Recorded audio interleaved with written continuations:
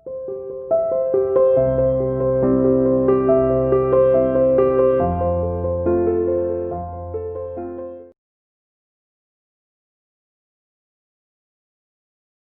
Morning students, welcome to online classes of Siya international school. So हम 1.3 exercise कर रहे थे। तो देखिए, इसमें हमें लिमिटेड पोर्शन ही करना है, जितना कराया जाता है उतना ही कर लीजिएगा, ठीक है। अब 8th क्वेश्चन में कहता है find 3 irrational numbers between 5/7 and 9/11। 5/7 और 9/11 के बीच में हमें 3 इर्रेशनल नंबर्स लिखने हैं, ठीक है। अब सबसे पहले आप ध्यान दीजिए, रैशनल नंबर और इर्रेशनल नंबर क्या समझाया था कि हमारे पास अगर कोई नंबर कैसा हो जाए, टर्मिनेटिंग, मीन्स डिवाइड करने के बाद वो एक पर्टिकुलर पॉइंट पे स्टॉप हो जाए, उसको क्या कहते हैं, टर्मिनेटिंग। वो नंबर भी क्या होगा, रैशनल होगा, ठीक है। या फिर अगर कोई नंबर कैसा है, नॉन टर्मिनेटिंग, कि डिवाइड जब हम उसको कर रहे हैं तो वो स्टॉप नहीं हो रहा बट रिपीटिंग, लेकिन जो डिजिट्स हैं वो कैसी हो रही है, हमारे पास रिपीट हो रही है। तो ऐसा नंबर भी क्या होगा हमारे पास, रैशनल नंबर। यहाँ तक सही है। इर्रेशनल नंबर क्या था, ऐसा नंबर जो क्या हो हमारे पास, नॉन टर्मिनेटिंग, कि डिवाइड करने के बाद स्टॉप नहीं हो रहा और साथ साथ एंड नॉन रिपीटिंग, और साथ साथ वो रिपीट भी नहीं हो रहा है, उस नंबर को हम क्या कहेंगे, इर्रेशनल नंबर। यही था हमारे पास क्लासिफिकेशन कि रैशनल नंबर क्या होते हैं, 2 टाइप के, एक टर्मिनेटिंग या फिर नॉन टर्मिनेटिंग बट रिपीटिंग, ठीक। इर्रेशनल क्या होते हैं, non terminating and non repeating, ठीक है। अब कहता है इन 2 नंबर के बीच में आपको 3 इर्रेशनल नंबर्स लिखने हैं, ठीक। तो अब देखो, ध्यान दो, यहाँ पे सोल्यूशन यहाँ से स्टार्ट करते हैं। 5/7 5/7 आप जब इसको डिवीजन फॉर्म में लिखेंगे, डेसिमल फॉर्म में, तो ये आपके पास आएगा 0.714285 बार। मीन्स इतना डिवाइड करने के बाद वापस से ये डिजिट रिपीट हो जाएंगी, ठीक है। तो ये जो नंबर है ये कैसा हो गया हमारे पास, रैशनल नंबर हो गया, क्योंकि कैसा हुआ, नॉन टर्मिनेटिंग बट रिपीटिंग, ठीक। एक और नंबर क्या है हमारे पास, 9/11।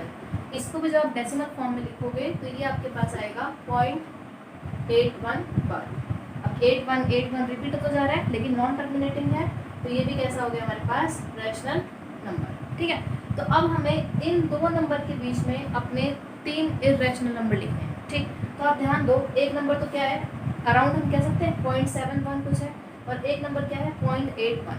इन दोनों के बीच में हमें 3 इर्रेशनल नंबर लिखने हैं, मतलब इन दोनों के बीच में हमें ऐसे नंबर्स लिखने हैं जो कैसे हो, नॉन टर्मिनेटिंग हो और नॉन रिपीटिंग, ठीक। तो आप एग्जांपल लो, बहुत सारे एग्जांपल्स हैं, जैसे पॉइंट देखो 7 2 3 4 5 डॉट डॉट डॉट, कुछ भी लिख सकते हो। इसका मतलब क्या है, डॉट लगा हुआ है, इसका मतलब नॉन टर्मिनेटिंग है और डिजिट कोई रिपीट भी नहीं हो रही, और 7 2 7 2 7 1 और 8 1 के बीच में लाइक करेगा, तो ये नंबर कैसा हो गया, इर्रेशनल हो गया। और एग्जांपल्स ले लो, 0.73 5 6, कुछ भी आप अपनी मर्जी से लिख सकते हो, डॉट डॉट डॉट, ठीक।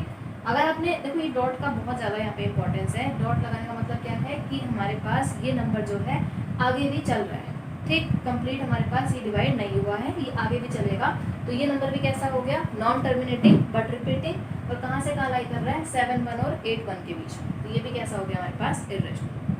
और एग्जाम्पल ले लीजिए 0.8013, ये भी कैसा है हमारे पास, नॉन टर्मिनेटिंग है और नॉन रिपीटिंग है, ये भी कैसा हो गया, इर्रेशनल नंबर्स, ठीक।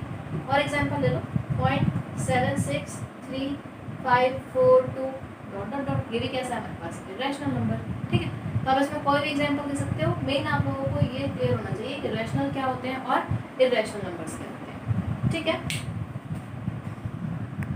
देखिए लास्ट क्वेश्चन है हमारे पास, कहता है classify as rational and irrational, ठीक। तो रैशनल और इर्रेशनल की एक तो हमारे पास आइडेंटिफिकेशन क्या हो गई कि जो हमारे पास टर्मिनेटिंग नंबर है या फिर नॉन टर्मिनेटिंग बट रिपीटिंग, वो तो कैसे होंगे हमारे पास, रैशनल्स, ठीक।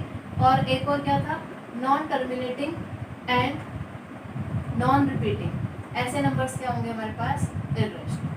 हमने यही पढ़ा अभी तक, ठीक है। अच्छा, अब एक और क्लासिफिकेशन क्या है बेटा, कि अगर मान लीजिए हमारे पास रूट के अंदर कोई भी नंबर है, रूट x, ठीक। अगर हम इसको सॉल्व कर सकते हैं, मतलब अगर हमें किसी नंबर का रूट पता है तो उसको तो हम क्या कहेंगे, रैशनल, और जिसका हमें रूट नहीं पता वो क्या हो जाएगा, इर्रेशनल, ठीक है। मतलब जिसका हम रूट इजीली फाइंड आउट कर सकते हैं वो कैसा हो जाएगा, रैशनल नंबर, और जिसका हम रूट फाइंड आउट नहीं कर सकते वो हो जाएगा इर्रेशनल, ठीक। तो तो अब जैसे फर्स्ट क्वेश्चन है √23, क्या हमें √23 की वैल्यू पता है? नहीं पता, तो ये नंबर कैसा हो गया हमारे पास? फिर रैशनल। सिंप्लीफिकेशन जिसका हो जाए वो रैशनल, जो नहीं हो पाए वो इररेशनल। ठीक, अब √225, 225 किसका रूट होता है बेटा? 15 का होता है। √225 को क्या लिख सकते हैं? 15 कैसा नंबर है हमारे पास? रैशनल। ठीक है, नेक्स्ट है 0.3796। अब देखो एक नंबर रहा होगा जिसको डिवाइड करने पे इतना आया है 0.3796, तो ये नंबर कैसा है? टर्मिनेटिंग है। टर्मिनेटिंग है इसका मतलब ये नंबर कैसा हो गया हमारे पास? रैशनल। क्लियर? नेक्स्ट है 7.478478, तो आप यहाँ ध्यान दोगे तो जो ये 478 है ये रिपीट हो रहा है। 478 पहले आया, फिर दोबारा 478 आया, तो ये नंबर कैसा है? नॉन टर्मिनेटिंग है but repeating. Non terminating but repeating, तो ये नंबर कैसा हो गया हमारे पास? रैशनल। क्लियर? लास्ट है 1.1010010001। अब इसमें आप देखेंगे तो ये हमारे पास कैसा है? नॉन टर्मिनेटिंग है। डिवाइड करने पे ये स्टॉप नहीं हो रहा, लेकिन ये कोई नंबर यहाँ पे रिपीट भी नहीं हो रहा है। एज इट इज तो कोई नंबर रिपीट नहीं हो रहा, क्योंकि पहले 10 आ रहा है, फिर 100 आ रहा है, फिर 1000 आ रहा है, तो ये नंबर कैसा हो गया हमारे पास? फिर रैशनल। ठीक है, ये जो आइडेंटिफिकेशन है ये मोस्ट इंपॉर्टेंट है, क्वेश्चन इसके ऊपर आते ही आते हैं। अल्टीमेटली क्या है कि हमारे पास अगर कोई टर्मिनेटिंग है या फिर नॉन टर्मिनेटिंग बट रिपीटिंग, तो वो हो जाएगा रैशनल। ठीक, और अगर कोई non terminating and non repeating है तो वो हो जाएगा इररेशनल। अगर किसी नंबर का रूट हम फाइंड आउट कर सकते हैं तो वो हो जाएगा हमारे पास रैशनल, जिसका रूट हम फाइंड आउट नहीं कर सकते वो क्या हो जाएगा? इररेशनल। क्लियर? नेक्स्ट स्टार्ट करते हैं एक्सरसाइज 1.5। 1.4 इस बार आपके सिलेबस से रिमूव कर दी गई है, तो डायरेक्ट आ जाइए 1.5 के ऊपर। ठीक है, कहते हैं classify as rational and irrational. फिर से वही करना है हमें, रैशनल और इररेशनल नंबर्स के बीच में क्लासीफाई करना है। ठीक, तो rational numbers terminating non terminating वाला पार्ट क्लियर हो गया। ठीक है, अब रूट के अकॉर्डिंग क्या है कि मान लीजिए आपके पास एक नंबर गिवन है। ठीक, अब उस नंबर को आप जितना सिंप्लीफाई कर सकते हैं पहले कंप्लीट सिंप्लीफाई करिए। ठीक, सिंप्लीफाई करने के बाद अगर उस नंबर में या फिर उस क्वेश्चन में रूट बच जाता है तो उसको हम क्या कहेंगे? इररेशनल। और अगर सिंप्लीफाई करने के बाद रूट वाली टर्म खत्म हो जाती है, वहाँ पे वैनिश हो जाती है, तो उसको हम क्या कहेंगे? रैशनल। ठीक, मैं सिंप्लीफिकेशन के बाद अगर रूट वाली टर्म्स हमारे पास फिनिश हो गई तो उसको क्या कह सकते हैं? रैशनल। और अगर सिंप्लीफिकेशन के बाद भी रूट वाली टर्म्स रहती हैं तो उसको हम कहेंगे इररेशनल। ठीक, तो अब जैसे फर्स्ट पार्ट है 2 - √5, इसको सिंप्लीफाई तो कर ही नहीं सकते क्योंकि 2 और √5 माइनस नहीं हो सकते, एज इट इज़ रहेगा। और √5 की कैसा नंबर है? इररेशनल। और इस √5 की वजह से ये कंप्लीट नंबर भी कैसा हो गया हमारे पास? फिर रैशनल। ठीक है, अब जैसे नेक्स्ट क्वेश्चन है 3 + √23 - √23। ठीक, सिंप्लीफाई करो, 3 + √23 - √23 यही बनेगा। √23 से √23 कैंसिल, कितना आंसर आ गया हमारे पास? 3। अब 3 कैसा हो गया? सिंप्लीफाई करके सिंपल सा आंसर बच गया 3। 3 कैसा नंबर है हमारे पास? रैशनल। बस, ठीक है। ऐसे ही देखो 2√7 / 7√7, √7 से √7 कैंसिल हो सकता है, सिंप्लीफाई कर सकते हैं, कितना आ गया ये? 2/7। ठीक, अब 2/7 यहाँ पे रूट वाली टर्म कोई भी यहाँ पे नहीं बची है और इसको आप डिवाइड करोगे, ये आपके पास कैसा नंबर आ जाएगा? Rational. Clear? Next is 1/√2। Simplify तो कर ही नहीं सकते, लेकिन इस √2 की वजह से यहाँ पे बीजी कितना आ रहा है? √2 कैसा है? इररेशनल, जिसकी वजह से 1/√2 भी कैसा नंबर हो गया हमारे पास? इररेशनल। क्लियर? Next is 2π। बेटा ध्यान रखना हमेशा, जो पाई होता है, पाई जो नंबर है वो कैसा होता है? हमेशा इररेशनल, जिसकी वजह से 2π भी हमारे पास कैसा नंबर हो गया? इररेशनल। क्लियर? नेक्स्ट है सिंप्लीफाई। आपके पास एक क्वेश्चन गिवन है, उसको आप जितना सिंप्लीफाई कर सकते हैं उतना हमें सिंप्लीफिकेशन करना है। ठीक है, तो देखो यहाँ पे फर्स्ट टर्म क्या गिवन है? 3 + √3, सेकेंड है 2 + √2। ठीक, अब ब्रैकेट है, इसका मतलब आपस में क्या हो रहे हैं? मल्टीप्लिकेशन ही है। ठीक, तो अब देखो कैसे करोगे। पहले कितना आ रहा है? 3 है, 3 को इस कंप्लीट ब्रैकेट से मल्टीप्लाई, 3 × 2 + √2, इतना सही हुआ। फिर उसके बाद यहाँ पे कितना आ रहा है? +√3, एज इट इज आया। अब फिर से इस +√3 को कंप्लीट नंबर से मल्टीप्लाई 2 + √2 से। ठीक, यहाँ तक। अब क्या करेंगे? 1/1 मल्टीप्लाई कर दो, 3 × 2 कितना हो गया? ये 6 + 3 × √2। अब ध्यान रखना 3 √2 से, 2 के रूट के अंदर मल्टीप्लाई नहीं होगा, 3 × √2 से कितना रहेगा? 3 √2।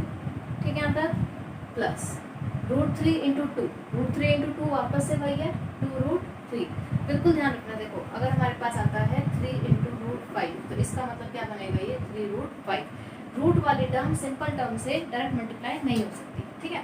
और अगर हमारे पास आता है √3 इंटू √5, दोनों रूट के अंदर है, अब ये मल्टीप्लाई हो जाएंगे और कितना हो जाएगा √15। ये चीज़ बिल्कुल क्लियर होनी चाहिए।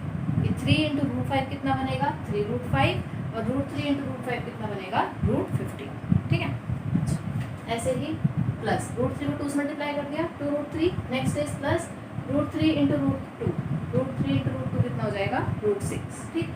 अब यहाँ पे कोई लाइक टर्म हमें दिख रही है जिसको हम ऐड या सब्ट्रैक्ट कर सकें, यहाँ पे कोई भी लाइक टर्म नहीं है, दिस इज योर आंसर, ठीक है। ऐसे ही देखो सेकेंड पार्ट है 3 प्लस √3 इंटू 3 माइनस √3। करना भाई सेम काम है, पहले फर्स्ट नंबर को कंप्लीट ब्रैकेट से मल्टीप्लाई 3 इंटू 3 माइनस √3, क्लियर। फिर उसके बाद सेकेंड नंबर कितना है प्लस √3, इसको कंप्लीट नंबर से मल्टीप्लाई 3 माइनस √3 से मल्टीप्लाई, ठीक है। तो पहले इसको इस मल्टीप्लाई करो, 3 इंटू 3 कितना हो गया ये 9 माइनस 3 इंटू √3 3√3 प्लस √3 इंटू 3 कितना बनेगा हमारे पास 3√3, ये minus sign as it is, √3 into √3 कितना हो गया हमारे पास ये √9, क्लियर। अब लाइक टर्म देखो, माइनस का 3√3 और प्लस का 3√3, ये दोनों क्या हमारे पास क्या हो गए कैंसिल हो गए, और ये कितना आ गया 9 माइनस √9 कितना होता है 3, 9 माइनस 3 कितना आंसर आ गया 6, ठीक है। अब इसी क्वेश्चन को हमारे पास क्वेश्चन था 3 प्लस √3 और 3 माइनस √3, सेकेंड चैप्टर हम पहले कर चुके हैं, ठीक। आइडेंटिटीज हमने पढ़ ली है 2.5 में, हम वो भी अप्लाई कर सकते हैं। आप ध्यान से देखोगे तो कौन सी आइडेंटिटी यहाँ पे अप्लाई हो रही है, a plus B into A minus B वाली आइडेंटिटी यहाँ पे अप्लाई कर सकते हैं। a की वैल्यू कितनी है 3 और b की वैल्यू कितनी है √3, तो a plus B into A minus B is equals to a square मतलब 3 स्क्वायर माइनस b स्क्वायर मतलब √3 स्क्वायर बन सकता है। ये 3 का स्क्वायर कितना हो गया 9, √3 का स्क्वायर कितना हो गया 3, 9 माइनस 3 कितना आंसर आ गया 6, ठीक है। तो इस क्वेश्चन को आप दोनों मेथड सॉल्व कर सकते हो, या तो बिल्कुल सिंप्लीफिकेशन है मल्टीप्लिकेशन, या फिर बाय यूजिंग आइडेंटिटी आप हमेशा अपने नोटबुक में साइड में लिखोगे, ठीक है। यहाँ पर थर्ड क्वेश्चन देखिए, कहता है √5 प्लस √2 होल स्क्वायर, ठीक। तो अब यहाँ पे समझ में आ रहा है कि दो टर्म है, बीच में प्लस साइन है और पूरे का क्या आ रहा है कंप्लीट होल स्क्वायर।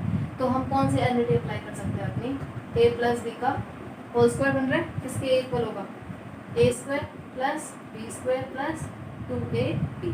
कंपेयर करें तो a की जगह पे कितना है √5 और b की वैल्यू कितनी है √2, ठीक।